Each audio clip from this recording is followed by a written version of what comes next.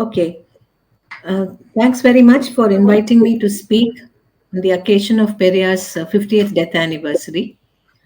I think to think about Periyar today is extremely important for many reasons, and I will focus on two of them for this evening's talk.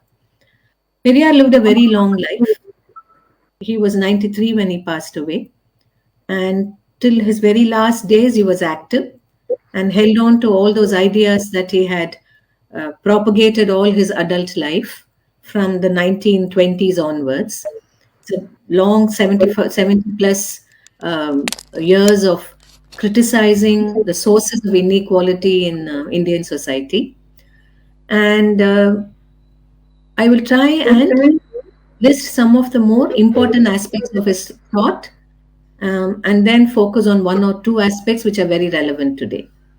So, for many of us who know Periyar, know even a little bit about Periyar, we identify him with atheism. And if you've come to Tamil Nadu and you have seen his statues, you will see that beneath the statue there's a plaque. Every statue will have this plaque which says that there is no God. Whoever believes in God is a fool. So he proclaimed his atheism loudly and in public. Nevertheless, he had followers who were not atheists. Some of them were non believers, but some of them were believers as well. That's because they understood his atheism not as something that he upheld as a policy for everybody to follow, but he felt that if you were a rational thinking person, you would have to admit that it is irrelevant and useless to ask whether there is a God or not. So it was an invitational to rational critique. That's how people understood his atheism. The other thing that Periyar was very committed to all his life, and this is also something I'm sure many of you know about, was his critique of what he called Brahminism, by which he meant the tendency on the part of the Brahmin community to hold itself exclusive and to say that it was superior to all other people in the Indian context or even in a world context. This birth based privilege, Periyar criticized all his life. He also pointed out that the Brahmins justified their birth based privilege by pointing to Hindu scripture, by claiming that they had divine sanction for proclaiming their superiority. But he also noted that they don't just rely on religion and on what the religious books say. They've also been very flexible. So, at different moments in history, they have defined their privileges in different ways. So, earlier, they constituted an exclusive priesthood. Subsequently, they became ministers in the courts of kings. In the modern period, they got educated in modern ways of thinking and then joined the colonial government. And then they came to sort of play a very important role in public life. They were active in the media. And whatever they did, they made it very clear that they alone could do certain things better than others. Or, in fact, they alone were meritorious. And we, of course, came across a lot of this defense of Brahmin merit during. Those who took him seriously joined the self respect movement that he started in 1925 and supported him in a great deal of his work against the caste system and against untouchability. And Periyar was very concerned about what Varnashrama Dharma does to each one of us. He felt that as long as we believe in the caste system, we can never be full human beings. So we look up to someone above us and we kick those who are below us. And he wanted to know what sort of a human being does that make us. And he felt that within the caste system, there were both Brahmins and non Brahmins, and all of them might be unequal to each other, but they looked down upon people who were placed outside the caste system, and these are the so called untouchables or Dalits, as they call themselves today. So he felt that if you have to fight untouchability, you have to also fight the caste order. You can't fight the one without fighting the other. And this is where he differed from Gandhi, for example. And this is where he was on the same wavelength with Baba Sahib Ambedkar, who also felt that in the Varna scheme of things, nobody is equal to anyone else. And Ambedkar used the term graded inequality. In the caste system, it is not simply some people are superior and some people are inferior, but at every level in the caste order, you have someone that you look up to and you have someone you look down upon. So it's like in a triangle where as you go up the caste system, you're held to be superior. As you come down the caste system, you're held to be inferior. And then the Dalits are placed outside this system and they are not even viewed as human beings. Periyar and Ambedkar taught similarly as far as these things were concerned. Periyar was particularly emphatic that the caste system was sustained by the subordination of women. And I will, of course, speak a little more about this later. But he felt that if you want to oppose the caste system, you have to fight for the equality of women and men and all others. And these were very crucial aspects of his thought. And his campaign against Brahmanism, against Varnashrama Dharma, it had many, many aspects to it. There was a political aspect, which was that he felt that if we have to challenge the caste system in the modern period, then non-Brahmins and Dalits should be represented in the legislature, in government offices, in proportion to their percentage in the population. So he was one of the earliest supporters of what we today call the reservation policy. And he was very insistent that these were rights that nobody can take away from the Bahujans and Dalits. And to actually have these reserved quotas were very important. Otherwise, you're in a very unequal running race. So reservation was one plank that he upheld all his life. The second plank was he felt that all persons in Hindu society, including Bahujans and Dalits, should have equal rights of worship. In other words, they should also have the right to become priests. Now, and even women should have the right to become priests. Now, this might sound contradictory since he was not a believer and he was an atheist, but he explained his position as follows. He said, a temple is a public space. It is built through the labor of Bahujans and Dalits. The Brahmins don't want Bahujans and Dalits to enter temples, and even if they allow them entry, will not allow them into the Garbhagriha. And this he felt was a patent display of casteism and inequality. And he said, we are fighting for the theoretical right to be entering temples and to be even in the Garbhagriha. Now, once we have won this right, I will be the first person to tell Bahujans and Dalits, why do you want to even waste your time going to temples? You've proven your point. Now let's fight to convert temples into secular spaces. Let's use the wealth of temples to build schools and hospitals and factories and so on. So he had a very interesting approach to how he thought of Dalits and Bahujans pushing their rights demands forward. So this was another important thing that he said and did. The third thing was the absolute equality he wanted for men and women in all matters, especially in the realm of marriage, where he supported women's rights to divorce and also women's rights to stay unmarried if they wished. And if they were married, to have children only if they desired to have children, not because it was expected of them to be mothers. So this was another aspect of his struggle. Then, of course, he offered a consistent rationalist critique of various rituals, various customs which he felt were irrational and which people followed because they refused to think about these things, and which resulted in them wasting a lot of time, energy, and resources on useless things. So, this was another part of his campaign, rationalist campaign against the hold of religion in our lives.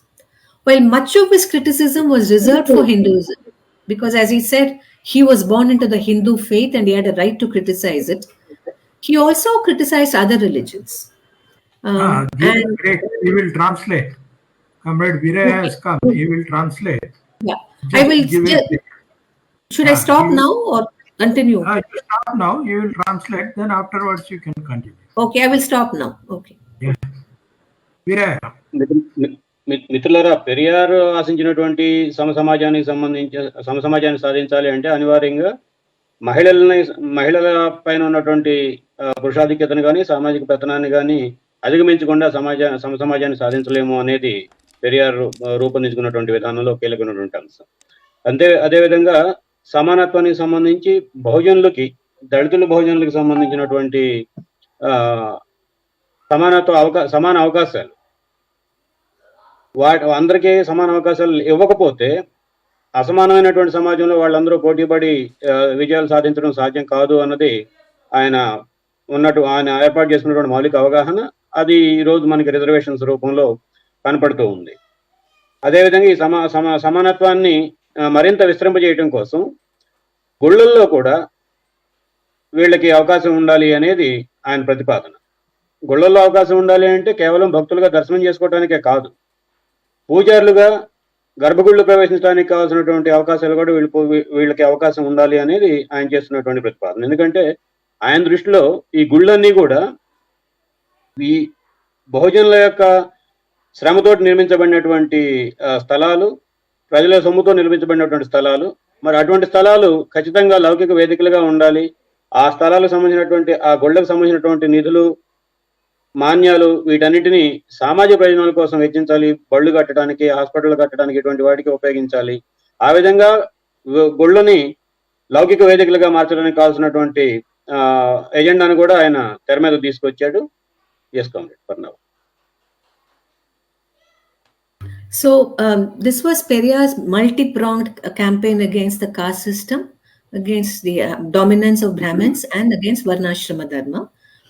He always said that he had three enemies: the rich, those who claimed to be learned but were really not learned, were just merely educated, and the Brahmins. So, and he opposed all three all his life.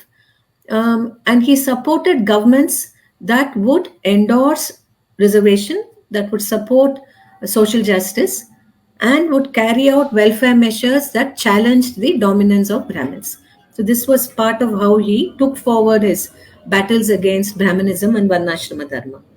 Now, what is important for us to understand about Periyar's life and work? There are many things that are important, but I want to focus on 2 or 3 things today. One is that while he had very strong views, very strong rational views, and he challenged the power of Brahmins and Brahmanism, and he spoke out against God, and he campaigned in a very powerful fashion. And some of you might have heard of this, that he once had a campaign where he broke the idol of Ganesha in public, just to prove a point that nothing happens if you break an idol.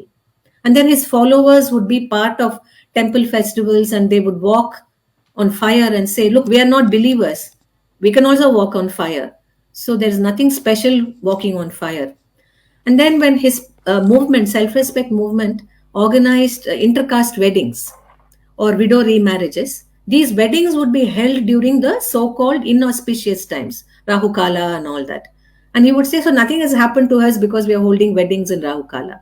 So many of these things were done to prove a point that we have to be fearless, we have to question things that keep us foolish, and challenge ignorance, challenge superstitions, challenge obscurantist practices. And both men and women have to do this. It's not enough if men do it, because women are the ones who stay at home, which teach children, who practice several religious festivals, and they also have to have a careful, rational, and critical approach. So he took the battle against caste and superstition and Brahmanism into the family and into the household. And he would always tell his followers, please come with your families for meetings. I don't want only men to attend. I want children, I want women to be part of these meetings. మిత్రులారా, పెరియార్ సాగించినటువంటి బ్రాహ్మణాధిపత్య వ్యతిరేక పోరాటం అది కేవలం కులానికి కులాధిపత్యానికి వ్యతిరేకంగా సాగించినటువంటి పోరాటమే కాదు, ఒక సమగ్రమైనటువంటి రాజకీయ స్వరూపం కలిగినటువంటి ఉద్యమం అది. ఆయన మొత్తంగా ముగ్గురిని శత్రువులుగా భావిస్తాడు: బ్రాహ్మణులు, చదువుకున్నటువంటి వాళ్ళు, మేధావులు. ఈ ముగ్గురిని లక్ష్యంగా చేసుకొని బహుజనులకి అవకాశాలు కల్పించడం కోసం ఏ ప్రభుత్వం ఏ విధానాన్ని రూపొందించినా ఆయన దాన్ని సమర్థించాడు, దాన్ని ముందు తీసుకొచ్చాడు. మూఢనమ్మకాలకు వ్యతిరేకంగా సాగినటువంటి పోరాటం కూడా మహత్తరమైనటువంటి పోరాటం. మనందరికీ తెలుసు, జనరల్గా దేవుడు అంటేనే విపరీతమైనటువంటి నమ్మకాలు ఉన్నటువంటి కాలం ఇది. ఆ కాలంలో ఇంకా ఎక్కువ నమ్మకాలు ఉండేవి. ఆ నమ్మకాలని చెదరగొట్టడం కోసం రకరకాల ప్రయత్నాలు చేశాడు. అందులో ఒకటి బహిరంగంగా వినాయకుడి విగ్రహాన్ని పగలగొట్టడం. దేవుడి మీద కాలు పెడితేనో, పొరపాటున కాలు తగిలితేనో ఏదో అయిపోతుంది, అపవిత్రం అయిపోతాం మనం, లేదంటే నష్టం జరుగుద్ది, కీడు తగులుద్ది అనుకున్నటువంటి దశలో నేరుగా విగ్రహాన్ని పగలగొట్టినా కూడా మాకేం కాలేదు, కాబట్టి మీరు ఇటువంటి అపోహలకి లేదంటే భయాందోళనకి గురి కావద్దు అని చెప్పడం కోసమే ఆ విగ్రహాన్ని పగలగొట్టినటువంటి సందర్భాలు. ఆ తర్వాత దేవాలయాలకు సంబంధించిన అనేక ఉత్సవాలను కూడా వాళ్ళు బహాటంగా చేసేవాళ్ళు. వాళ్ళు చేసినటువంటి మరో కార్యక్రమం కులాంతర వివాహాలు. ఆ కులాంతర వివాహాలని సరైనవే అని చెప్పి నిరూపించడానికి కూడా పెట్టుకునే ముహూర్తాలు, రాహుకాలం లాంటి ముహూర్తాలు, మూఢం లాంటి ముహూర్తాలు, ముహూర్తాలు లేని సందర్భాల్లో పెళ్లిళ్ళు చేయటం, ఇటువంటివన్నీ కూడా చేసేవాళ్ళు. చేసిన తర్వాత ఆ కుటుంబాలు సజావుగా కాపురం చేసుకుంటా ఉండి వాళ్ళని ఆదర్శంగా చూసారా, రాహుకాలం లేదు, ఇంకోటి లేదు, ఇవన్నీ కూడా బ్రాహ్మణులు వాళ్ళ ఆధిపత్యాన్ని నిలబెట్టుకోవడానికి, సామాజిక జీవితం పైన, సాంస్కృతిక జీవితం పైన వాళ్ళ ఆధిపత్యాన్ని, పతనాన్ని కొనసాగించడం కోసం పెట్టుకున్నటువంటి సాంప్రదాయాలే తప్ప నిర్జీవితంలో వీటికి విలువ లేదు అని చెప్పి నిరూపించడం కోసం వీటన్నింటినీ ఉదాహరణగా చూపించేవాళ్ళు. Yes. So I think in today's context, this aspect of Periyar's politics and public life are very important, because today it has become so difficult to criticize aspects of religious life that we consider to be destructive, or which ill-treats people, or which perpetuates social inequality. You're constantly told that you're hurting the sentiments of this or that group of people. Now, Periyar was aware that some of these things hurt some sentiments, but he said, I'm saying this and doing this because I want to demonstrate to you that there is no rational basis for these beliefs. These beliefs exist because some people gain by holding these beliefs and by spreading them. So today we are not in a position to even say these things in public. So it's very important that we think of how in Tamil Nadu, back from the 1920s till almost the 1990s, and even to some extent today, you have people who will actually say this in public. It's a tradition of critique and dissent, which is carried out in the spirit of a dialogue. It is not simply that you're saying something and you just leave it there. If some people challenge you, you're willing to engage in a dialogue. And Periyar himself was a great dialogician. So I remember once in the 1930s, he held a meeting on untouchability abolition. And he had invited Congress people to also come and be part of that, though he was opposed to the Congress. There were also believers. There was even a religious leader who was part of this conference. And when some of the young people in his movement asked him, why are you allowing believers to be part of this conference? Why are you calling religious leaders? We don't believe in religion. We are all atheists. And Periyar said, it is not important what I or you believe in. All these people are opposed to untouchability.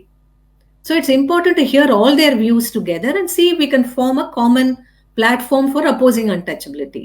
So Periyar was both principled as well as pragmatic. And I think this approach is something that has many lessons for us.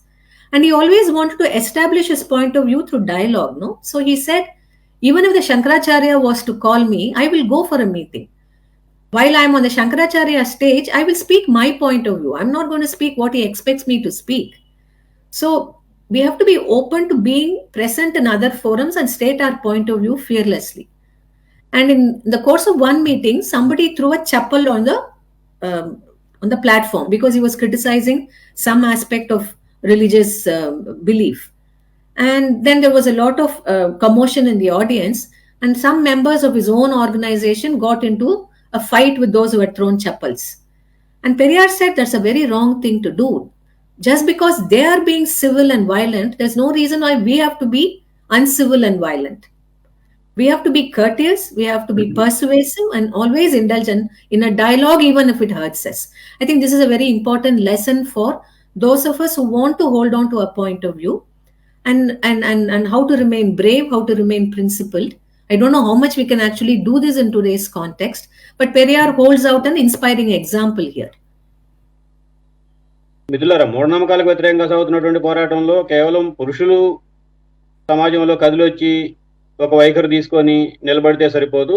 స్త్రీలు కూడా అదే స్థాయిలో మూఢనమ్మకాలకు వ్యతిరేకంగా సాగుతున్నటువంటి కార్యకలాపాల్లోనూ పోరాటాల్లోనూ ముందు భాగాన్ని ఉండాలి అని చెప్పేది పెరియార్ యొక్క సిద్ధాంతం. అందుకని ఆయన సమావేశాలకి, బహిరంగ సభలకి వీటికి పిలిచేటప్పుడు జనాన్ని మీ ఇళ్లలో ఉన్నటువంటి కుటుంబ సభ్యులతో సహా రండి, మీరొక్కళ్ళే వచ్చి కూర్చుంటే ఉపయోగం లేదు అని చెప్తా ఉండేవాడు. అటువంటి ఈ రోజు ఉన్నటువంటి నేపథ్య జీవితం, పెరియార్ ఆలోచనలు, ప్రజా జీవితం గురించి మనం చర్చించుకోవాలి అంటే కాస్తంత సంక్లిష్టమైనటువంటి పరిస్థితిలో ఉన్నాం. ఈరోజు ఏం మాట్లాడినా ఎవరో ఒకరి మనోభావాలు దెబ్బతింటాయి అనే దశ ఇది. మనోభావాలు దెబ్బతింటాయి, విమర్శిస్తే మనోభావాలు దెబ్బతింటాయి అన్న అవగాహన పెరియార్ కూడా ఉంది. అయినా ఒక తర్కబద్ధంగా, హేతుబద్ధంగా తాను చెప్పదలుచుకున్నటువంటి అంశాలని ప్రజల దృష్టి తీసుకురావడం కోసం ఒక అద్భుతమైనటువంటి తర్కవేత్త ఆయన. ఏ అంశాన్నైనా చర్చించడానికి ఎప్పుడు వెనకాడేవాడు కాదు, ఎవరితోనైనా చర్చించడానికి వెనకాడేవాడు కాదు. ఒకసారి వీళ్ళు ఓ సభ పెట్టి ఆ సభలో కాంగ్రెస్ వాళ్ళతో సహా, దేవుడిపై నమ్మకం ఉన్నటువంటి వాళ్ళతో సహా అందరినీ పిలుస్తున్నారు. నిజానికి అది హేతువాదుల సభ, దేవుడిపై నమ్మకం లేనటువంటి వాళ్ళు పెట్టుకున్నటువంటి సభ. ఆ నిర్వాహకులు కొద్దిమంది అడిగారు పెరియార్ని, మనం ఈ కార్యక్రమం పెట్టుకొని వాళ్ళందరిని పిలవటం ఏంటి, మన కార్యక్రమానికి విరుద్ధం కదా అని చెప్పి అప్పుడు ఆయన వివరిస్తాడు. మనం వాళ్ళని పిలిచి వాళ్ళతో సంప్రదించి వాళ్ళను కూడా మన చర్చల్లో భాగస్వాములను చేసి ఏదో ఒక దశలో ఏదో ఒక అంశం పైన కనీస కామన్ అంగీకృత అవగాహనకి రాగలిగితే అది ఇంకా మంచిది కదా. అందులో వాళ్ళు కూడా భాగస్వాములు అవుతారు కదా. వాళ్ళు మన అభిప్రాయంతో విభేదిస్తున్నారు కాబట్టి వాళ్ళని దూరంగా నెట్టేసి మన వరకే మన కార్యక్రమం జరుపుకుంటే మనం అనుకున్నటువంటి మార్పులో వాళ్ళని భాగస్వాములను చేయలేము. కాబట్టి శంకరాచార్యుడు నాతో చర్చించడానికి సిద్ధపడ్డా నేను వెళ్తాను. వెళ్ళి శంకరాచార్యుడు గారి వేదిక మీద ఆయన మాట నేను చెప్పడం కోసం కాదు కదా నేను వెళ్ళేది, నా మాట నేను చెప్పడం కోసం వెళ్తాను అని చెప్పేవాడు. అంతేకాకుండా ఒక సందర్భంలో ఒక సభలో ఈయన మాట్లాడుతున్నప్పుడు, సనాతన ధర్మానికి సంబంధించినటువంటి విమర్శ చేస్తున్నప్పుడు కింద ప్రేక్షకుల నుంచి ఒక అతను చెప్పేసి రాస్తాడు కోపంతో. ఈ నిర్వాహకులు అతనితోటి గొడవ పడటానికి వెళ్తారు. అప్పుడు వాళ్ళని వారిస్తూ పెరియార్ అంటాడు, వాళ్ళు అనాగరికంగా వ్యవహరించారు, ఆ అనాగరికంగా వ్యవహరించినట్టు వాళ్ళని సరిదిద్దడం కోసం మనం కూడా అనాగరికంగా వ్యవహరించాలా?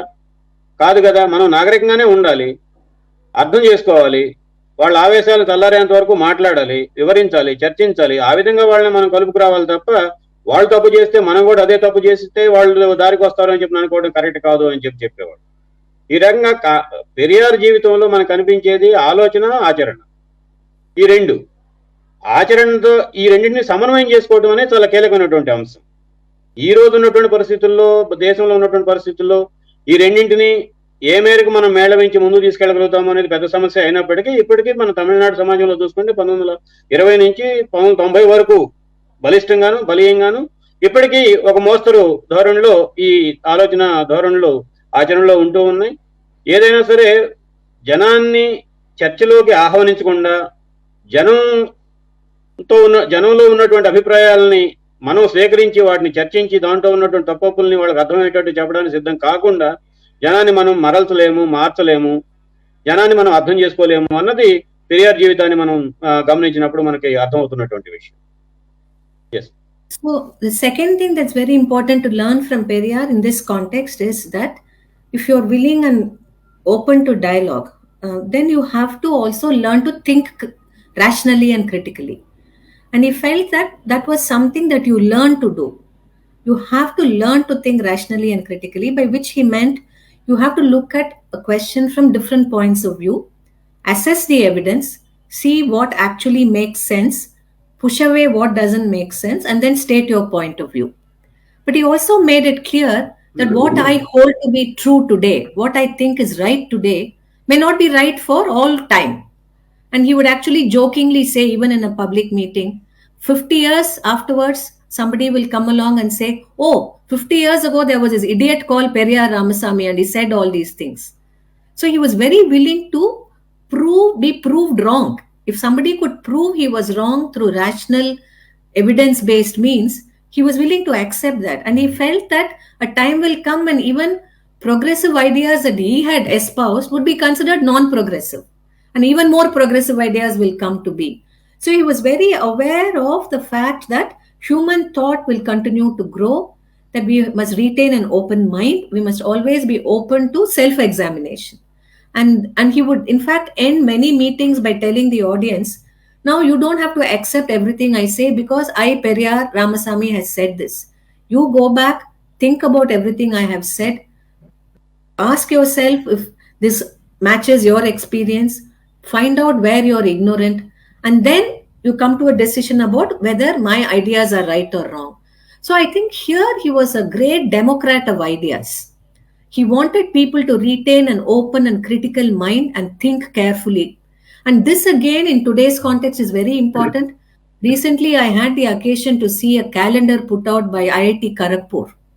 And we know these are premier institutions of science and technology. And I was stunned to see how they have mixed up science and mythology. There is no line to divide science from mythology. And this is shocking in this day and age when so much scientific information is available. So clearly, there is a political reason as to why they are doing this. But more important, they are relying on the fact that many of us don't want to think. And here, Periyar's assertion that all of us must continue to think all our lives is a very, very important one. And think with a sense of humility that I could be wrong. And if someone points out, I should be willing to examine myself. Not because I'm saying it, everything is right. So that openness to new forms of thought, openness to self-critical re-examination, these are very important aspects of Periyar's thought, which are relevant today, I think. Periyar జీవితంలో ఈనాటికి మనకి ప్రామాణికంగా వర్తింపజేసుకోదగినటువంటి అంశం మరొకటి ఉంది. అది ఏదైనా ఏ అంశం పైన తనదైనటువంటి నికరమైన అభిప్రాయాన్ని, ఆలోచనని, ప్రతిపాదనని జనం ముందు తీసుకొచ్చేటప్పుడు ఆయన పరిశోధించేవాడు, అధ్యయనం చేసేవాడు, పరీక్షించుకునేవాడు, తనకు తాను పరీక్షించుకునేవాడు. నేను చెప్పేది సరైనదేనా కాదా, వాస్తవానికి దగ్గరగా ఉందా కాదా, నీ జీవితంతో సంబంధం ఉందా కాదా, ఇవన్నీ పదే పదే తరచి చూసుకున్న తర్వాత ఆయన జనం ముందుకు వచ్చేవాడు. ఈ రకంగా తనను తాను పరీక్షించుకొని, అది కూడా వినయంగా, నమ్రతతోటి. ఒకనొక సందర్భంలో దాదాపు ప్రతి సమావేశంలోనూ ఆయన కొంత ముగింపు ఉపన్యాసాలు కొన్ని కామన్గా ఉండేది. దాంట్లో ఆయన చెప్పేవాడు, ఈరోజు నేను పెరియార్ రామస్వామి నాయక్ అని చెప్తున్నాను కాబట్టి మీరు వినాల్సినటువంటి అవసరం లేదు. నేను చెప్పింది వినండి, ఇంటికి వెళ్ళండి, మీ జీవితాల అనుభవాల నుంచి ఆలోచించుకోండి, పోల్చి చూసుకోండి. నేను చెప్పింది మీ జీవితానుభవాలకు దగ్గరగా ఉంటేనే ఆచరించండి, లేదంటే తీసి పక్కన పెట్టండి, అందులో నచ్చినవే మీరు తీసుకోండి అని చెప్పి ఆ రకమైనటువంటి వినమ్రత, వినయం ఆయన మాటల్లో ఉండేది. ఈ మధ్యకాలంలో మనం ఖరగ్పూర్ వేసినటువంటి ఒక క్యాలెండర్ చూస్తే ఇంత పెద్ద ఆధునిక ప్రపంచం, అన్ని రకాల విప్లవాలు అందుబాటులో ఉన్నాయి, శాస్త్ర సాంకేతిక రంగానికి సంబంధించినటువంటి విజయాలు ఏ రోజుకు ఆ రోజు పెరుగుతూ ఉన్నాయి. అటువంటి దశలో కూడా ఐఐటి అంటే మనకు తెలిసిందే, భారతదేశంలో ఉన్నటువంటి అత్యున్నత స్థాయి శాస్త్ర సాంకేతిక పరిశోధన రంగానికి సంబంధించినటువంటి వేదికలు, విద్యాలయాలు. అటువంటి వాళ్ళు తయారు చేసినటువంటి క్యాలెండర్లో పురాణాలకును శాస్త్ర విజ్ఞానానికి మధ్య ఉన్నటువంటి గీతను చెరిపేస్తున్నటువంటి సందర్భాలు కూడా మనం చూస్తున్నాం. ఇవన్నీ ఒక రాజకీయ లక్ష్యంతో చేసేవాళ్ళు ఉన్నారు, చేయించేవాళ్ళు ఉన్నారు, అది మనకు అర్థమవుతూ ఉంది. ఎటువంటి తరుణంలో మనం చెప్పే ప్రతిదీ పరీక్షించుకొని ప్రజల్ని ఒప్పించుకునే విధంగా చేసుకోవటం అన్నది పెరియార్ దైనందిన జీవితం నుంచి మనం నేర్చుకోవాల్సినటువంటి ముఖ్యమైనటువంటి పాఠంగా ఉంటుంది. I just want to give two examples of how Periyar was not afraid to think. So one of the examples is his critique of Indian nationalism. So at a time when Gandhi was very popular, beginning to be a great national leader, Periyar felt that a Gandhi cult was being formed. So he felt that the Gandhi ashram was becoming the center of a personality cult, which was not unlike the kind of cult that is a religious cult. And he was very critical of that. But more generally also, he was critical of nationalism as such. He said, the way we think of nationalism is not rational. If we want to be a nation, then we have to ask ourselves, have we become a nation? Or will we become a nation? Or are we already a nation? It is not very clear we are thinking along these lines, he said. If we are a nation, then why there are so many divisions between us? There is the rich, there are the poor, there are all these castes. Then you have the Avarnas and the Savarnas. Then you have the differences between inequalities between men and women.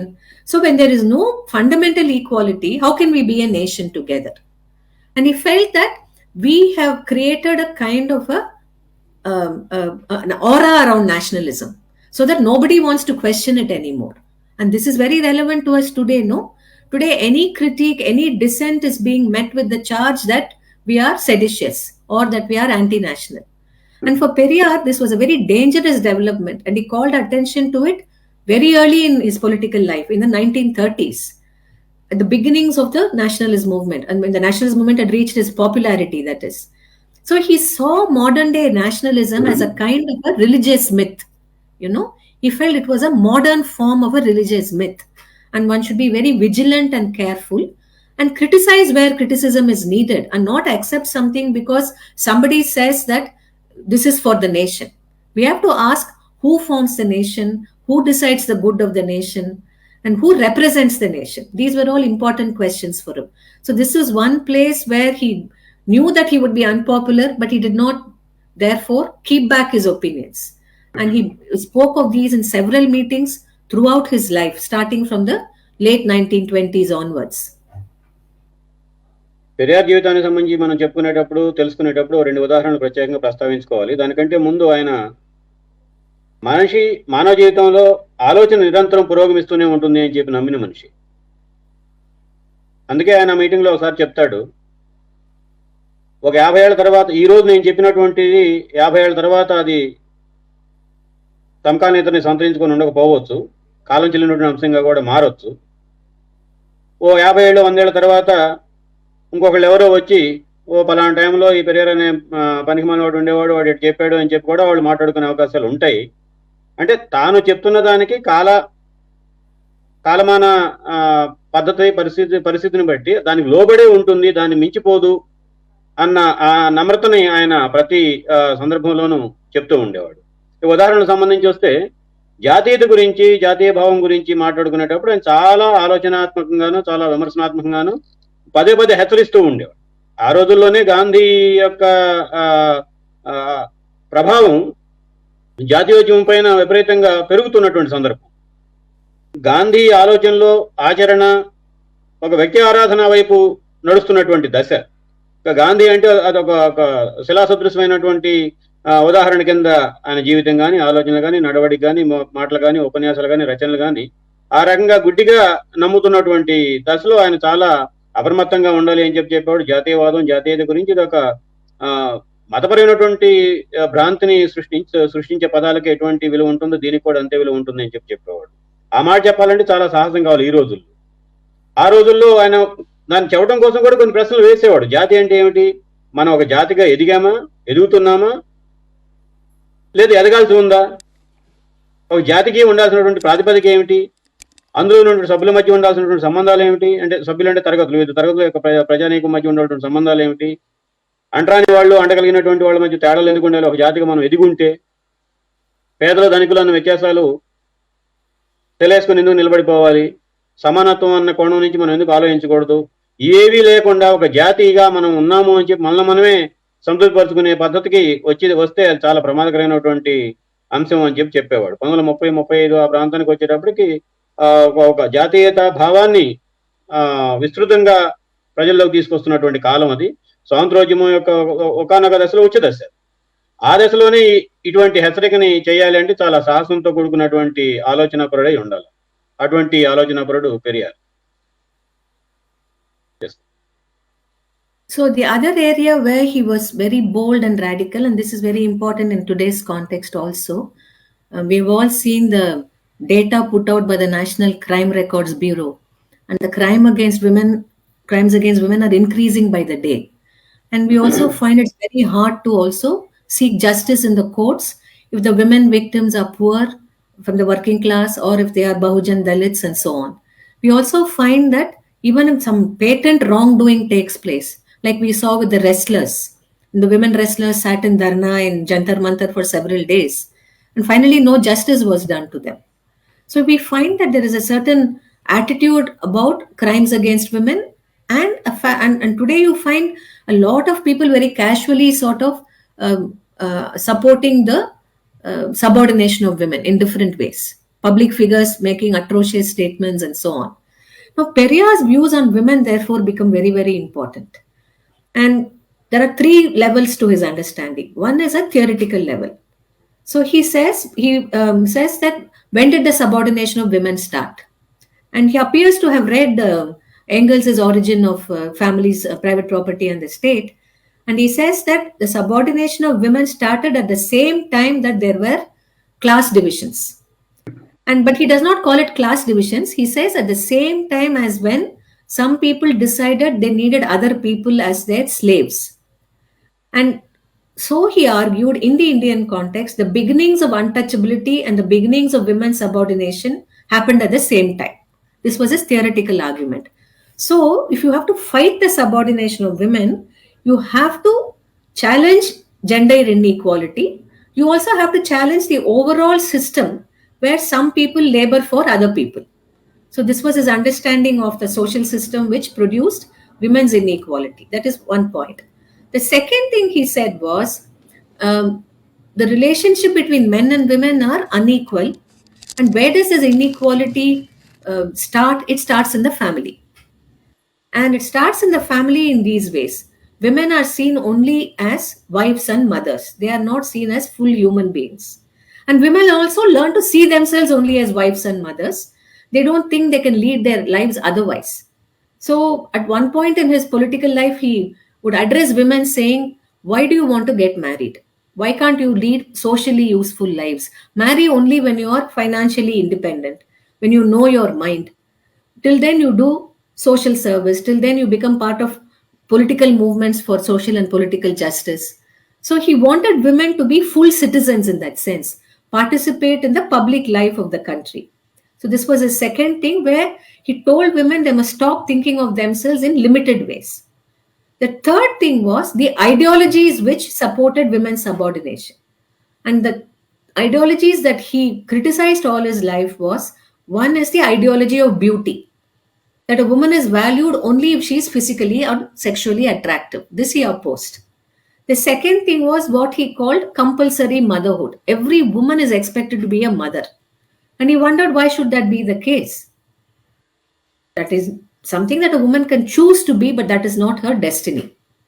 Her destiny is the destiny of other human beings, that she should strive to lead a full and rich and socially useful life. In fact, he said very little differentiates men and women, except that women have the capacity to birth a child, but in every other way, she is like men, and every other way, men are like women.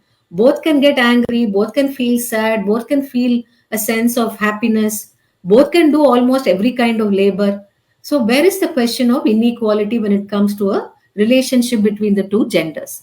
The third thing that he opposed was what he called the hypocritical ethics of chastity.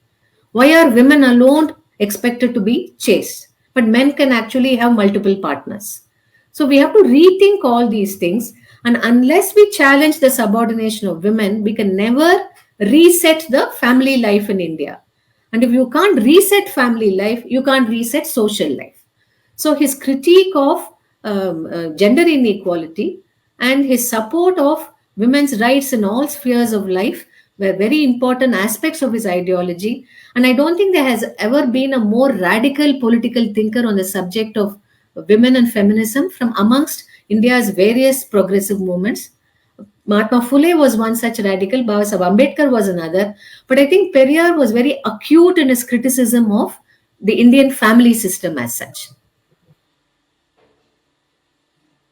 మహిళలకు సంబంధించినటువంటి సమానత్వం సమస్యలపైన పెరియార్ని మనం అర్థం చేసుకోవాలంటే ఆయన 3 ప్రతిపాదనలను మనం అర్థం చేసుకోవాలి. మహిళలకి సమాజంలో ఉన్నటువంటి స్థానం,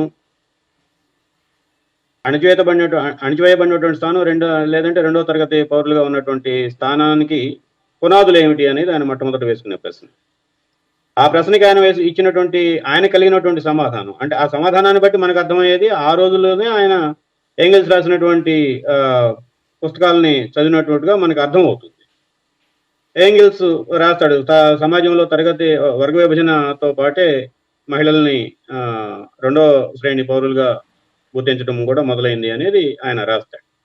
దాన్ని ఇంకొంచెం మార్చి పెరియార్ చెప్పేది ఏంటంటే, సమాజంలో ఒకళ్ళ కోసం పనిచేసే మరికొంతమంది బానిసలు కావాల్సినటువంటి దశ వచ్చినప్పుడు ఆ దశతో పాటే మహిళలపైన ఆధిపత్యం, మహిళలపైన పెత్తనం సాగించడానికి కావాల్సినటువంటి వ్యవస్థాగత పునాదులు కూడా పడ్డాయి అని చెప్పి పెరియార్ చెప్తాడు. రెండో అంశం, మహిళల యొక్క సమకాలీన జీవితం గురించినటువంటి అవగాహన ఎట్లా ఉండాలి అనేది. ఆయన చాలాసార్లు ప్రశ్నించేవాడు మహిళని, మీరు ఎల్లకాలం తల్లులుగానో కూతుళ్ళుగానో భార్యలుగానో ఎందుకు మిగిలిపోవాలని అనుకుంటున్నారు? మీకంటూ ఒక సమగ్రమైనటువంటి జీవితం, ఒక సామాజిక జీవితం కూడా ఉంది కదా. మీ అంతటా మీరు ఆర్థికంగా మీ సొంత కాళ్ళ మీద నిలబడగలిగినటువంటి సత్తా స్థాయి వచ్చేంత వరకు మీరు సామాజిక జీవితంలో సమగ్రమైనటువంటి పౌరులుగా మెలగండి, ఎదగండి, పనిచేయండి. మీకు ఆ స్థాయి వచ్చిన తర్వాత మీరు పెళ్లి చేసుకొని మీకు కావాల్సినటువంటి పనులు చేసుకోండి అని చెప్పి వాళ్ళని ప్రేరేపించడం కోసం చాలా రకాలైనటువంటి ఉదాహరణలతోటి చెప్పేవాడు. మూడో అంశం, ఈ మహిళలపైన పెత్తనాన్ని కొనసాగించడానికి పనిచేస్తున్నటువంటి కలిసి వస్తున్నటువంటి అంశాలు ఏమిటి అనేది కూడా పరిశీలించాలి. ఈ మూడింటిని మనం జాగ్రత్తగా కనుక విశ్లేషించి కొన్ని నిర్ధారణలకు రాకపోతే మహిళలపై ఉన్నటువంటి అణచివేతని మనం ఎప్పటికీ పరిష్కరించలేము అని చెప్పేది ఆయనకున్నటువంటి అవగాహన. ఈ మధ్యకాలంలో మనం చూస్తా ఉన్నాం, నేషనల్ క్రైమ్ రికార్డ్స్ బ్యూరో వాళ్ళ లెక్కలు కూడా చూస్తా ఉన్నాం. నిన్నగాక మొన్న దాదాపు 1 నెల 2 నెలల పాటు ఢిల్లీలో భారతీయ మహిళా కుస్తీ యోధులు మల్లయోధులు చేసినటువంటి ఆందోళన కూడా మనం చూసాం. చివరికి వీళ్ళు విజయం సాధించలేకపోయారు. ఆ బ్రిజ్భూషణ్ మాటే నెక్కింది. దాని పరిణామాలు కూడా మనం చూస్తూ ఉన్నాం. అంటే ఆ రకమైనటువంటి స్థాయిలో ఓ మానసిక పరమైనటువంటి దశకి మహిళల పైన ఉన్నటువంటి పెత్తనం మనం చెలాయించడం మన హక్కు అని భావించే దశకు మనం వెళ్తున్నటువంటి పరిస్థితుల్లో పెరియార్ యొక్క అవగాహన ఆలోచనలు మనం స్వీకరించడానికి చాలా ధైర్యం కావాలి, ఆచరణాత్మకమైనటువంటి స్పృహ ఉండాలి, చైతన్యపరచడానికి కావాల్సినటువంటి ఓపికతో కూడినటువంటి కృషి కూడా ఉండాలి. ఆ మహిళలకు సంబంధించినటువంటి మహిళలపైన పెత్తనాన్ని పురుషాధిక్యతను కొనసాగించడానికి కావాల్సినటువంటి భూమిక ఏమిటి అనేది చూసినప్పుడు, ఒకటి అందానికి సంబంధించినటువంటి కోణం, రెండవది లైంగిక అవసరాలు తీర్చుకోవడానికి సంబంధించినటువంటి కోణం. మహిళ పురుషుల కంటే భిన్న మిగతా అన్ని కోణాల్లోనూ భావోద్వేగాలు, రాగద్వేషాలు అన్నింటిలోనూ స్త్రీ పురుషుల మధ్య సమానమైనటువంటి లక్షణాలే ఉంటాయి. మోతాదుల్లో ఎక్కువ తక్కువలు ఉండొచ్చు, ఒకళ్ళు ఎక్కువ ఒకళ్ళు తక్కువ. కానీ స్త్రీ మాత్రమే చేయగలిగినటువంటి పని తల్లి కావటం.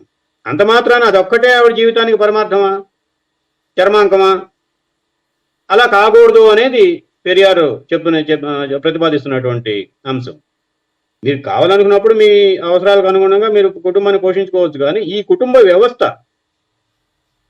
సనాతన ధర్మాన్ని, మూఢాచారాలని, పురుషాధిక్యతని, మహిళల లొంగుబాటుని, సమాజంలో ఉన్నటువంటి అనేక దుర్లక్షణాలని కుటుంబ స్థాయిలోనే మనం పెంచి పెంపొందించి సమాజానికి అందిస్తున్నాము. కాబట్టి ఈ హిందూ సామాజిక నిర్మాణంలో ఉన్నటువంటి కుటుంబాన్ని మనం సవాల్ చేయకుండా, కుటుంబం యొక్క చట్టాన్ని, దాని పునాదిని, దాని ప్రాతిపదికని సమర్థిస్తున్నటువంటి సైద్ధాంతిక కోణాలని, ఆచరణాత్మక రాజకీయ అంశాలని మనం సవాల్ చేయకుండా, సమాజంలో మనం అనుకున్నటువంటి ఆధునిక సమాజానికి ఉండాల్సినటువంటి లక్షణాలను మనం సమకూర్చుకోలేము, ఆధునిక సమాజంలో ఉండాల్సినటువంటి సమానత్వాన్ని మనం సాధించలేము అని చెప్పి ఘంటాపథంగా చెప్పే మేధావి ఉద్యమకారుడు పెరియార్. భారతదేశంలో ఈ స్థాయిలో ఆలోచించగలిగినటువంటి వాళ్ళని మనం 2-3 కంటే ఎక్కువ చూడం. మహాత్మా పూలే, అంబేద్కర్, వాళ్ళిద్దరి కంటే కూడా ప్రత్యేకించి కుటుంబం వ్యవస్థని, అంటే హిందూ వ్యవస్థ నిర్మాణంలో, సనాతన ధర్మ నిర్మాణంలో కుటుంబ వ్యవస్థ పోషిస్తున్నటువంటి పాత్రని ప్రతి పాయింట్లోనూ, ప్రతి అంశంలోనూ, ప్రతి దశలోనూ సవాల్ చేసినటువంటి అభ్యుదయకారుడిగా, ఒక రకంగా ఆధునిక మనం ఫెమినిస్ట్గా కూడా మనం చెప్పుకోవాలి. తొలితరం ఫెమినిస్టు నాయకుడి కింద ఆయన్ని మనం గుర్తించాల్సినటువంటి అవసరం ఉంటుంది. అప్పుడప్పుడు మనం మాట్లాడుతూ ఉంటాం పవిత్రత, పాతిరోత్యం గురించి. పాతిరోత్యం అన్నది కేవలం మహిళలకైనా, పురుషులకు ఉండాల్సినటువంటి అవసరం లేదా అని కూడా ఆయన సవాల్ చేశాడు ఆ రోజుల్లోనే. పురుషులు వాళ్ళకి నచ్చినటువంటి వాళ్ళతో ఎప్పుడైనా ఎక్కడికైనా పోవచ్చు, కానీ మహిళలు మాత్రం పోతే అది పాతిరోత్యాన్ని భంగం కలిగినట్టు, వాళ్ళని రకరకాల దండన మండలకి, ఖండనలకి గురి చేస్తూ ఉంటాం. ఇది సరైనటువంటి పద్ధతి కాదు. పాతిరోత్యం అనేది అందరికీ ఉండాలి, సమాజానికి ఉండాలి అనేది ఆయన ప్రతిపాదన. So now I'll sum up all that I have said. While there's a lot to be said about Periyar and his life and work, we won't have time to go into all details. So I just want to pick on the 3 things that I spoke last, that it's very important that we uphold the legacy of Periyar in its many aspects, but especially with respect to encouraging critical and rational thought, with this understanding that no thought should be dogmatic. Everything should be based on rational, logical thinking and on all available evidence at that moment of thinking. And that good rational thinkers will always remain open to rethinking their own positions if they find something that is compelling and challenging. And I think this is something that we are all losing sight of, not only those that are opposed to rational thinking, but even some of us progressives sometimes get dogmatic. So we should, one of the things that Periyar teaches us is not to be dogmatic. He uses a Tamil word which is actually philosophical, which he says that we have to have the capacity for detached, rational, and critical thought. He uses the word patratra. Patra means to hold on to something. Without holding on to something, we have to be capable of rational thought. And that's something a very important thing for in today's context. The second thing is to you take this rational thinking into all aspects of our life, not simply when we do politics or when we are challenging myth or superstition, but even in our everyday lives, in our family lives, in our social relationships.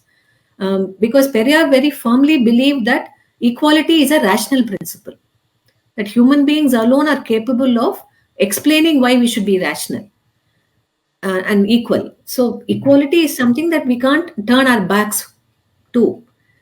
If human beings are rational, then human beings are also equal. So that's another important thing that he wanted us to keep in mind.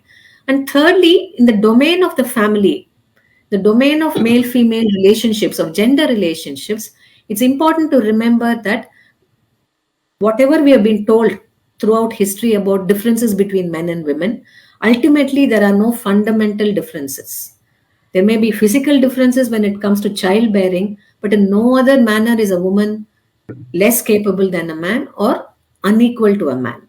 Neither is a man inferior to a woman in any other manner. He is equally capable of being sensitive. So these are lessons that I think are very relevant. Not perhaps tomorrow they will bring about social change, but I think these are important civilizational values. These are values which we need to keep reminding ourselves about over a large every time from now on, from time to time in our social context. And people like Periyar are important precisely for this reason, that they supported open, rational thinking and dialogue, that they were unafraid to take issues that others might run away from, especially to do with the something that everybody considers holy, which is the family, and that he was willing to listen to those who had contrary opinions. So I would like to end my talk with this, and I'm very, very grateful to Virya Garu for a wonderful translation. I can follow a bit of Telugu, and I'm so grateful that you've done such a detailed job of what I had to say. Thank you very much. Thank you. మిత్రులారా, చివరిగా ఈరోజు సమావేశాన్ని ముగించుకోబోయే ముందు పెరియార్ జీవితం నుంచి మనం తీసుకోవాల్సినటువంటి 3 ముఖ్యమైనటువంటి అంశాలని మీ ముందు ప్రస్తావించి ముగిస్తాను. మొదటిది, శాస్త్రీయ ఆలోచన, తర్కబద్ధమైనటువంటి అవగాహన పెంపొందించడంలో పెరియార్ అనుసరించినటువంటి నమూనా. మనం అత్యంత ప్రగతిశీలవాదులుగా, అభ్యుదయవాదులుగా ఉన్నటువంటి మనం కూడా అప్పుడప్పుడు పిడివాదులుగా మారుతూ ఉంటాం కొన్ని సందర్భాల్లో. పెరియార్ జీవితంలో ఎక్కడా కూడా, పెరియార్ జీవితంలో కానీ, ఆలోచనలో కానీ, ఆచరణలో కానీ పిడివాదానికి తావులేదు.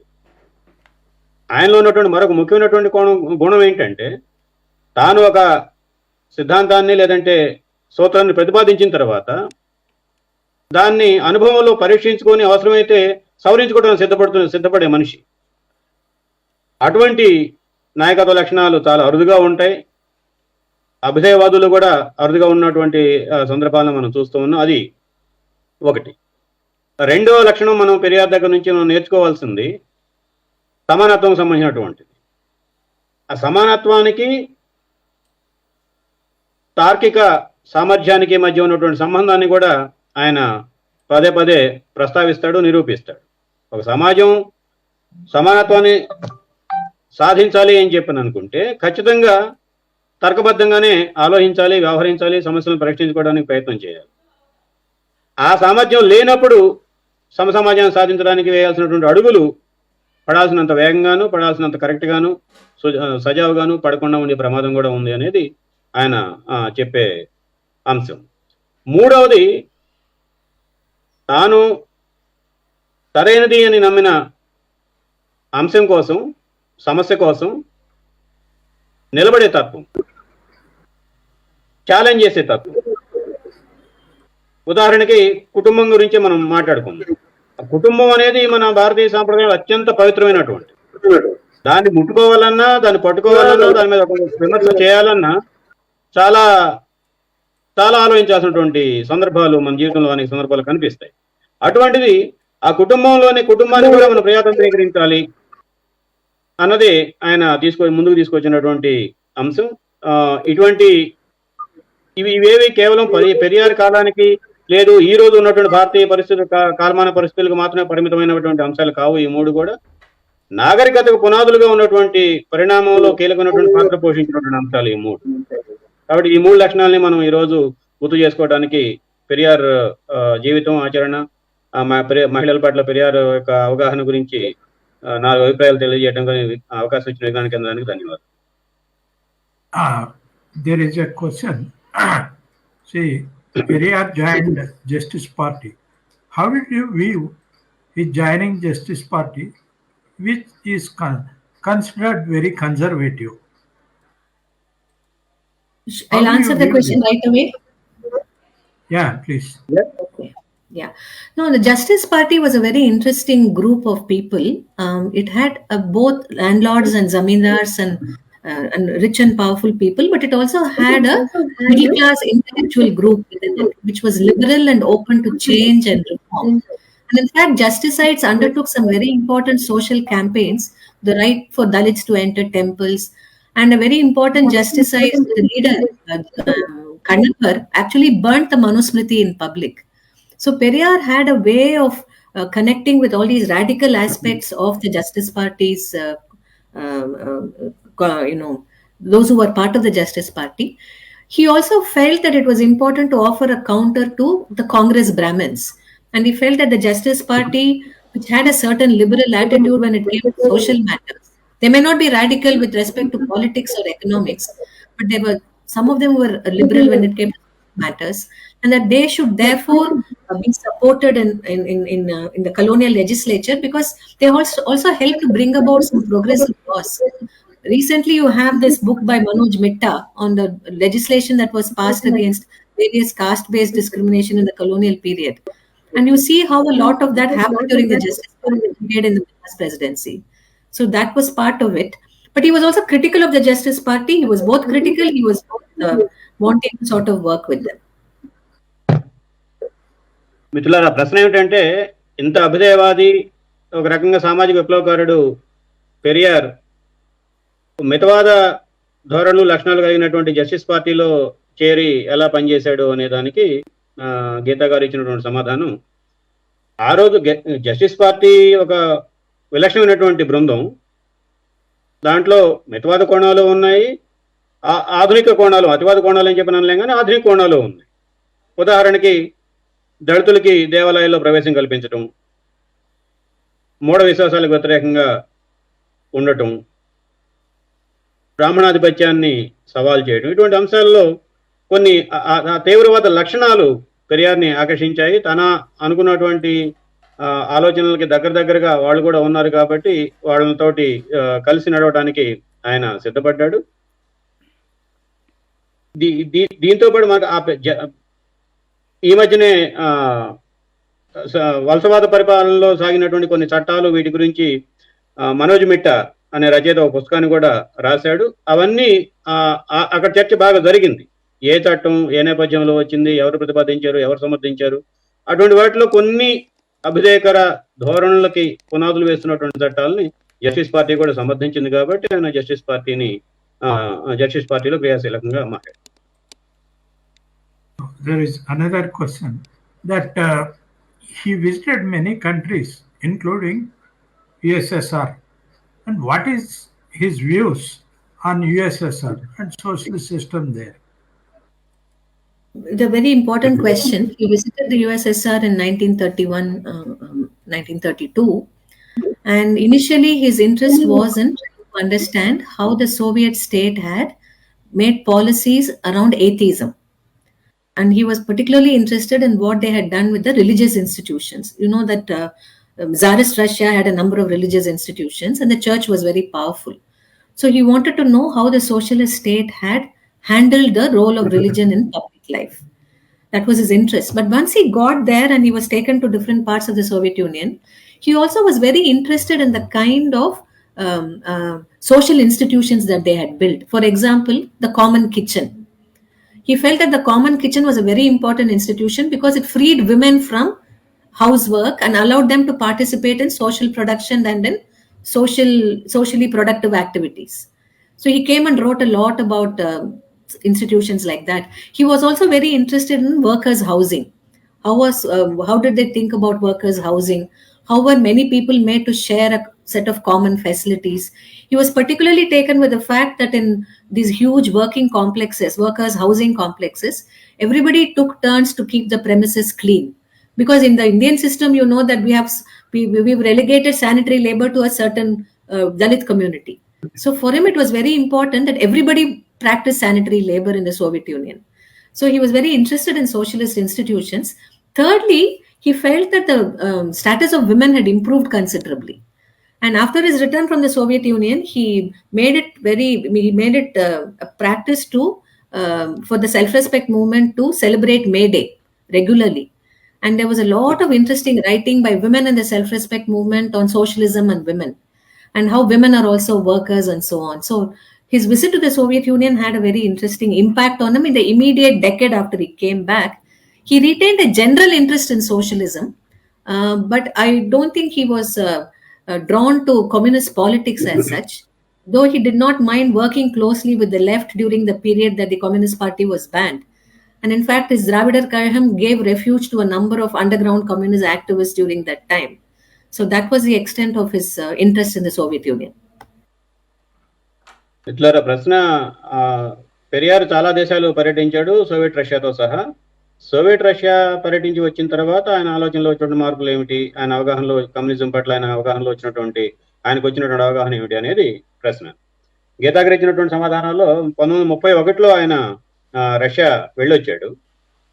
రష్యా వెళ్ళడానికి ప్రేరేపించినటువంటి కారణం వేరు, తిరిగి వచ్చిన ఆయన అక్కడికి వెళ్ళిన తర్వాత చూసినటువంటి అనేక అంశాలు వేరు. ఆయన వెళ్ళాలనుకున్నది రష్యాలో చర్చి చాలా కీలకమైనటువంటి ఆధిపత్య సంస్థ. అదేవిధంగా మతానికి సంబంధించినటువంటి అనేక వ్యవస్థలు మన దేశంలో ఉన్నట్టుగానే అక్కడ కూడా ఉన్నాయి. అటువంటి ధార్మిక వ్యవస్థలు, సంస్థలు, అలవాట్లు, అవగాహనలని సోషలిస్ట్ వ్యవస్థ ఎలా సర్దుబాటు చేసుకుంటూ వచ్చింది, వాటి ఆధిపత్యాన్ని తగ్గించుకుంటూ వచ్చింది అనేది అధ్యయనం చేయాలన్నది ఆయన కోరిక. దానికోసం వెళ్ళాడు. అక్కడికి వెళ్ళిన తర్వాత ఈ అంశాన్ని పరిశీలించడంతో పాటు ఇంకా అనేక కొత్త అంశాలు తెలుసుకున్నాడు. ఉదాహరణకి ఉమ్మడి వంటగది, ఉమ్మడి కిచెన్. మనందరూ తెలుసు, ఇంట్లో వంటగది అంటే దానికి ఒక స్థానం ఉంటుంది. ఇంట్లో ఉన్నటువంటి జనరల్గా ఉండే మహిళలు వంటకి కేటాయించబడతారు, పనిచేస్తారు. కానీ అక్కడ ఈ ఉమ్మడి వంటగది పద్ధతి వచ్చిన తర్వాత మహిళల్ని సామాజిక ఉత్పాదక కార్యకలాపాల వైపు మళ్లించడానికి కావాల్సినంత సమయం దొరికింది. వాళ్ళు కేవలం వంటగదికి పరిమితం చేసి పెట్టకుండా సమాజంలో జరిగే ఆర్థిక, సామాజిక, సాంస్కృతిక కార్యకలాపాల్లో భాగస్వామ్యం చేయడానికి కావాల్సినంత వెసులుబాటు వాళ్ళకి కలిగింది. అదొక అద్భుతమైనటువంటి ఆలోచన కింద ఆయన దాన్ని స్వీకరించాడు. అట్లాగే కార్మికులకు సంబంధించినటువంటి నివాస సముదాయాలు, ఇప్పుడు మన హౌసింగ్ కాలనీలు, కాంప్లెక్స్లు అని చెప్పని అంటాం కదా, అటువంటి ఆ రోజుల్లోనే సోవియట్ రష్యా ప్రభుత్వం వినూత్నంగా, సృజనాత్మకంగా ఆలోచించి ఆచరణలో పెట్టింది. అందులో ఇంకొక కొత్త కోణాన్ని ఆయన చూసింది. కొత్త కోణం అంటే మనకు కొత్త కోణం. ఆయన చూసింది ఏమిటంటే పారిశుధ్యం పని వంతుల వారీగా ఉంటుంది. మన దేశంలాగా దళితులు, అందులోనూ ఇంకా దళితుల్లో కూడా అట్టడుగున ఉన్నటువంటి కొన్ని కులాలకి మాత్రమే పారిశుధ్యాన్ని చేసి పరిష్కరించే సమస్యని వాళ్ళని ఎత్తున పెట్టి మిగతా సమాజం అంతా వాళ్ళపైన ఆధారపడేటువంటి పరిస్థితి కాదు. అక్కడ ఆ ఉమ్మడి నివాస సముదాయాలలో వంతుల వారీగా స్త్రీలు, పురుషులు, పెద్దలు, చిన్నలు, మా ప్రాంతాలకి, మతాలకి సంబంధం లేనటువంటి వాళ్ళు వాటికి అతీతంగా ఈ పారిశుధ్య కార్యకలాపాల్లో పాల్గొనేవాళ్ళు. ఇవన్నీ కూడా ఆయన ఆకర్షించాయి. ఆయన తిరిగి వచ్చిన తర్వాత ఆయన అనేక రచనలు చేశాడు.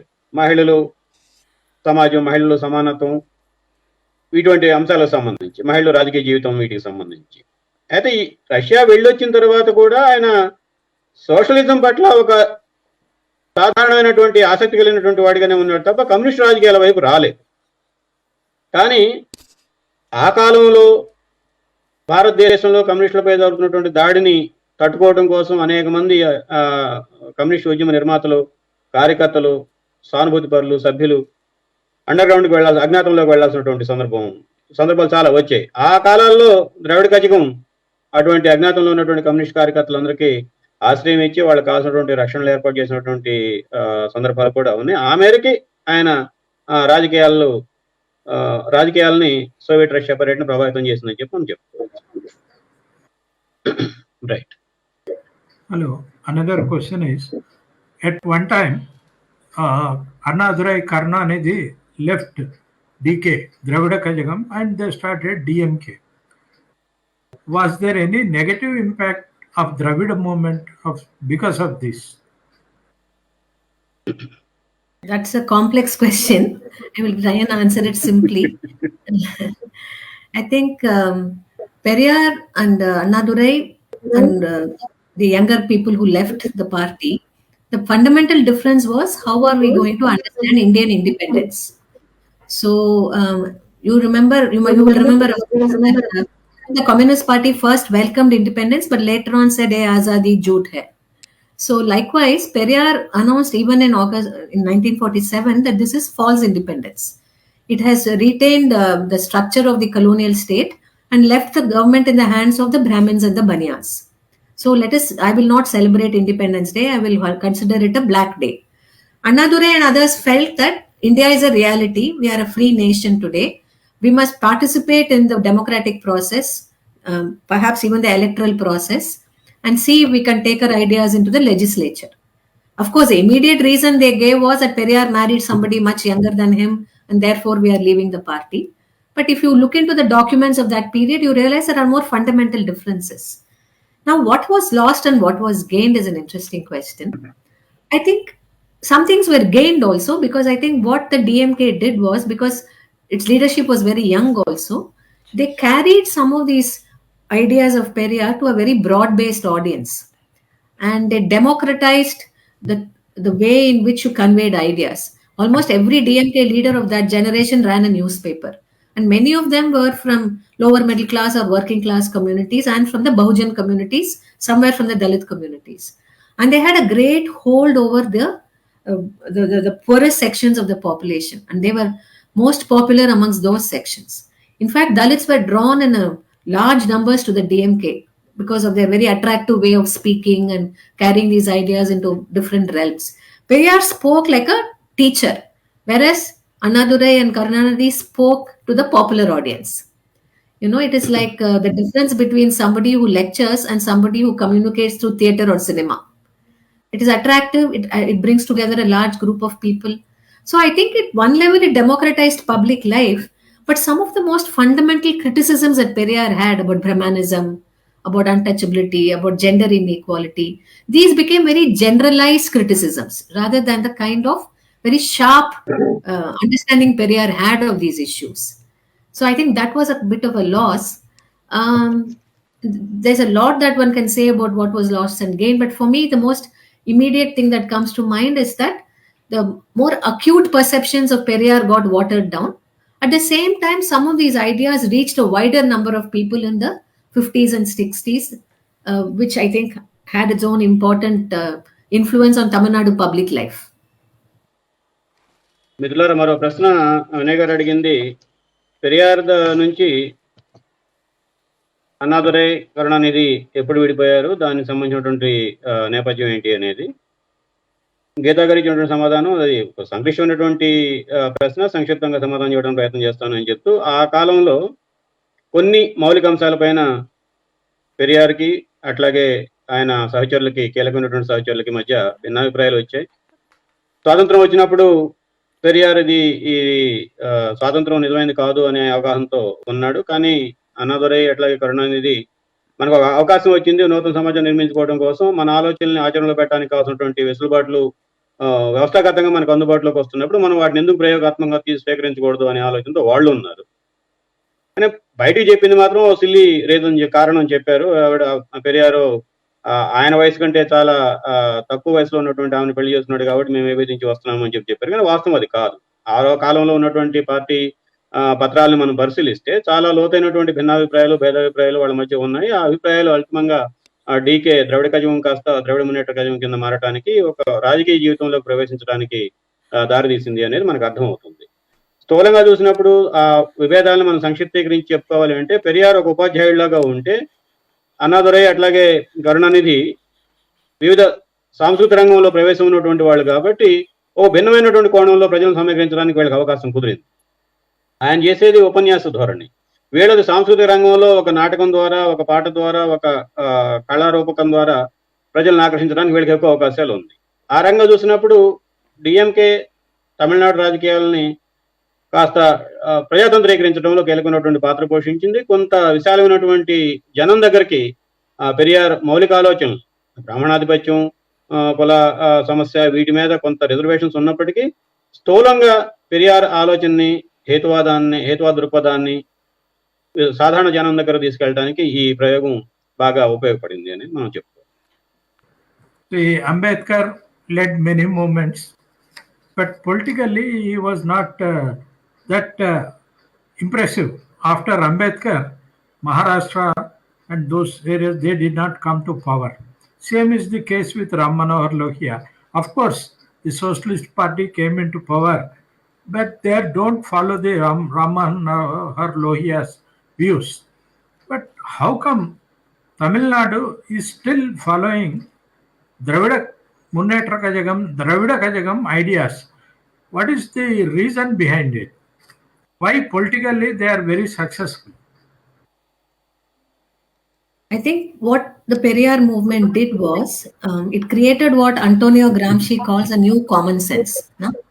So basically, it created this notion that Brahmanism has to go, that Brahmin power has to be challenged, which meant that a number of non-Brahmin communities benefited from that. And these were the communities whose leaders found a prominent place in the political life of Tamil Nadu. And a range of non-Brahmin communities, some were powerful, some were powerless, some were large in number, some were small in number, but they more or less completely displaced the Brahmin from public life. And I think that was a very powerful thing that happened from the 1950s onwards. Not just the non-Brahmin movement or the Dravidian parties, even the great K. Kamaraj, who was a congressman, he was very supportive of bringing in broader elements into public life, those whom we call Bahujans and Dalits. So in that sense, whatever Periyar had, supported by way of Periyar's anti-Brahminism was something that everybody had an interest in upholding. The other thing is, while Periyar opposed the caste system and Varnashrama Dharma and supported Dalit rights and so on, he did not always link those to political economy. And we know that a lot of things that Dalits face have also got to do with their lack of resources, and that they don't have land, that they are dependent on the so-called dominant caste for their livelihood. This system was not left. This was challenged in some ways, but not fundamentally challenged. So in the rural parts of Tamil Nadu, you still have to this day a kind of caste order. While the power of Brahmins has gone, locally dominant non-Brahmin communities continue to assert themselves in public life, especially at the rural level. So as long as this was not disturbed, many people did not mind supporting a broad anti-Brahminism. But they were very reluctant to support particular kinds of caste dominance, whether it's a dominance of this community in this part of Tamil Nadu or whatever it is, So, and I think that was why I think the Dravidian parties have been successful. Thirdly, the Dravidian parties have always had a stake in welfareism. And this again is not only the Dravidian parties, K. Kamaraj set it off also. So I think one of the things that Periyar did was he held the state responsible for social justice through reservation policy, through other policies. Now, all the Dravidian parties and other parties in Tamil Nadu, including the Brahmin-led AIADMK, Jayalalitha was a Brahmin woman, even they felt that the state had to take a responsibility for many issues. And so you have a number of welfare provisions that have been a consistent part of state policies, whichever party is in power. So I think these are some of the reasons why you feel that Periyar's legacy still continues to live on. But as I said earlier, the more fundamental critical aspects of those legacies are not taken as seriously as they should be. The equality of women and the abolition of untouchability and Varnashrama Dharma. They are taken seriously in as much as they helped us challenge Brahmin power and hegemony, which is an important achievement. but then it has left the social dominance of particular caste more or less intact, even though Dalits are fighting every day. So these are some of the reasons. Thank you very much. చెప్పాలా దీనికి కూడా? మిత్రులారా, పెరియార్ ఉద్యమం సాగించిన విధంగానే అంబేద్కర్ ఉద్యమం సాగించాడు. అట్లాగే రామ్మనోహర్ లోహియా కూడా తనకంటూ కొన్ని మౌలిక అంశాలపైన నిర్దిష్ట అవగాహనతోటి కొన్ని ఉద్యమాలు చేశాడు. కానీ అంబేద్కర్ అనంతరం మహారాష్ట్రలో అంబేద్కర్ ఆలోచనలు ఆచరణకు నోచుకోలేదు. రామ్మనోహర్ లోహియా అనంతరం ఉత్తరాదిలో ఆయన ఆలోచనలు ఆయన అనుయాయులు అధికారానికి వచ్చినప్పటికీ ఆయన ఆలోచనలు ఆచరణకు నోచుకోలేదు. దాని భిన్నంగా తమిళనాడులో పెరియార్ ఆలోచనలు ఇప్పటికీ రాజకీయ రంగాన్ని ప్రభావితం చేస్తూ ఉన్నాయి. దానికి కారణం ఏమిటి అనేది గీతా గారికి ఇచ్చినటువంటి సమాధానం ఏంటంటే, బ్రాహ్మణాధిక్యతని సవాల్ చేయడం అనేది ఒక కీలకమైనటువంటి అంశం పెరియార్ రాజకీయాల్లో. అది కేవలం పెరియార్ అక్కడికే కాదు, తమిళనాడులో ఉన్నటువంటి రకరకాల నాయకులకి ఇంక్లూడింగ్ అంటే ఆఖరికి కామరాజ్తో సహా రాజకీయాలను ప్రజాతంత్రీకరించాలి, దళిత భోజనాలని ముందుకు తీసుకురావాలి అన్న ఆలోచన కలిగినటువంటి రాజకీయ నాయకులు గణనీయమైనటువంటి సంఖ్యలో తమిళనాడులో ఉన్నారు. కాబట్టి ఆ పెరియార్ వారసత్వాన్ని ఆ కోణంలో అందుకున్నారు. రెండవది, ఇప్పటికీ మనం చూసుకున్నప్పుడు తమిళనాడులో బ్రాహ్మణాధిక్యతని వాళ్ళు ముగింపు పలకగలిగారు, కానీ కులాధిపత్యానికి ఇంకా ముగింపు పలకలేదు. ప్రత్యేకించి గ్రామీణ తమిళనాడు ప్రాంతాల్లో కనుక మనం చూసుకుంటే, ఆయా ప్రాంతాల్లో ఆధిపత్య కులంగా ఉన్నటువంటి వాడి అదొక నిచ్చెన మెట్ల వ్యవస్థ అక్కడ కొనసాగుతూనే ఉంది. మూడవది, సంక్షేమ విధానానికి సంబంధించినటువంటి కోణం. ప్రభుత్వం సామాజిక సంక్షేమానికి జవాబుదారీగా ఉండాలి, ప్రజల యొక్క సమాజ జీవితాన్ని మెరుగుపరచడంలో ప్రభుత్వం యొక్క పాత్ర ఉండాలి అనేది మొదటి నుంచి తమిళనాడు రాజకీయాల్లో కీలకమైనటువంటి పాత్ర పోషించినటువంటి అంశం. కామరాజ్తో సహా అదే ఆలోచనలు కలిగినటువంటి వాళ్ళు. అదే కోణం ఇప్పటికీ జయలలిత లాంటి బ్రాహ్మణ వ్యక్తి నాయకత్వంలో ఉన్నటువంటి ఏఐడిఎంకే కూడా మనం సంక్షేమ విధానాలని మరింత బలోపేతం చేయాలి, విస్తృతం చేయాలి, మరిన్ని తరగతులకి సంక్షేమ ఫలాలు అందించాలి అన్న కోణం వైపే రాజకీయాలు నడిపారు. సో ఈ మూడు అంశాలు కలిపి చూసుకున్నప్పుడు పెరియార్ ఆలోచనలో కొంత భాగాన్నైనా ఒక రాజకీయ కార్యాచరణ వైపు నడిపించడానికి అవకాశం కలిగించింది అనేది మనకు అర్థమవుతుంది. Okay, thank you. Will end hour programme with this. Thank you very much గీతాజీ. Geeta garu, I have a request. We Yes. have this is the book which you are referring to, Manoj Mitra. That's right. We have a channel called Manchi Pustakam. We only discuss books on those on that channel. Okay. I would approach you to formally introduce that book in our channel. Yo, sometime when it's a mutual time, definitely. Yeah. Sometime latter part of January time. Yeah, sure. And thank you so much, because I value translations a lot. I translate myself all the time when someone comes from outside Tamil Nadu. You've done such a wonderful job. Thank you so much. Thank you. Okay, thank you very much. చూసినటువంటి మిత్రులందరికీ కూడా ధన్యవాదాలు. ఇది YouTube మీద కూడా తర్వాత అవైలబుల్గా ఉంటుంది, మీరు యూట్యూబ్లో కూడా దీన్ని చూడవచ్చు. మరోసారి గీతా గారికి నేను ధన్యవాదాలు తెలియజేస్తూ ఈ కార్యక్రమాన్ని ఇంతటితో ముగిస్తున్నాను. Thank you.